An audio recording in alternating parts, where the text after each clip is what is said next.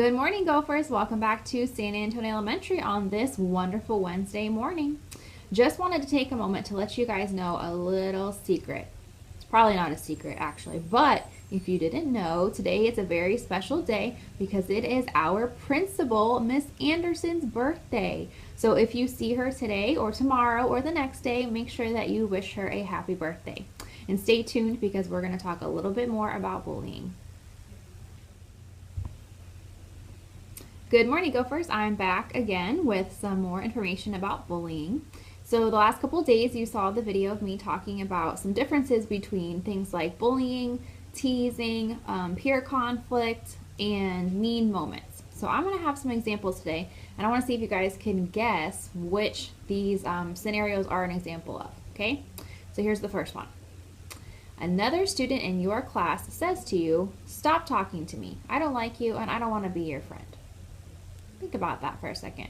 Based on what we know about bullying, being that it has to be repeated, has to be done on purpose, and that there's an imbalance of power, do you think that's bullying or something else?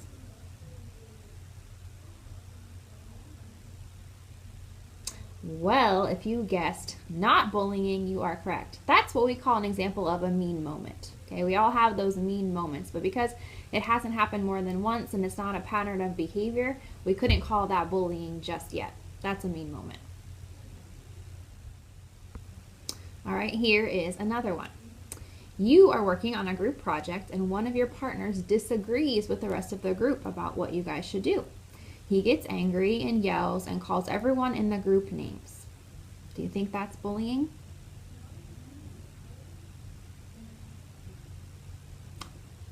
If you guessed not bullying, you are correct. So this would be an example of a conflict. We have a group that's working on a project together and one group member gets frustrated for some reason.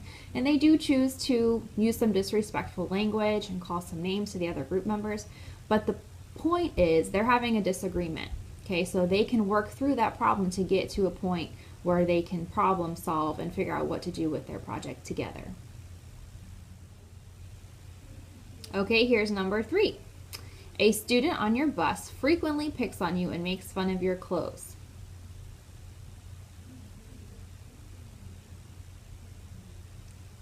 If you guessed that this is bullying, you are correct. So the key word in this one is frequently. So if it's a pattern of behavior, if it's something that happens more than one time, in this case it's happening probably pretty much every day if the word frequently is being used. And this is the same type of behavior. If someone's making fun of your clothes every day, we can pretty much assume that they're doing it on purpose to hurt your feelings. So this definitely passes the test for bullying. Okay, it's been done more than once. It involves an imbalance of power because this person is making you probably dread getting on the bus every morning or afternoon. And then it's also being done on purpose to hurt your feelings. Okay, I've got one more for you, and this one's a little bit longer, so listen closely. For years, Angel has made fun of his best friend Dave's peanut butter obsession. I like peanut butter too, but he always says, "You would eat my gym sock if it was covered in peanut butter." One day in science class, the students designed mazes to test and see how fast mice could get from one end to the other end of the maze in search of peanut butter.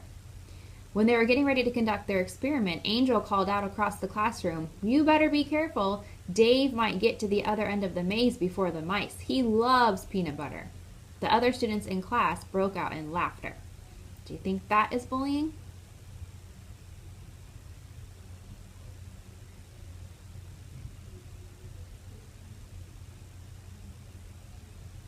Okay, so if you guessed not bullying, you are correct. This would be an example of teasing. So we have two friends that kind of like to joke around with each other and tease each other back and forth. This is something that's been going on, so it technically has been repeated, but the story doesn't tell us that at any point Dave told Angel that he didn't like that type of teasing. Okay, so we kind of can assume from this example that it was friendly back and forth, you know, friends that have been friends for a long time kind of teasing each other.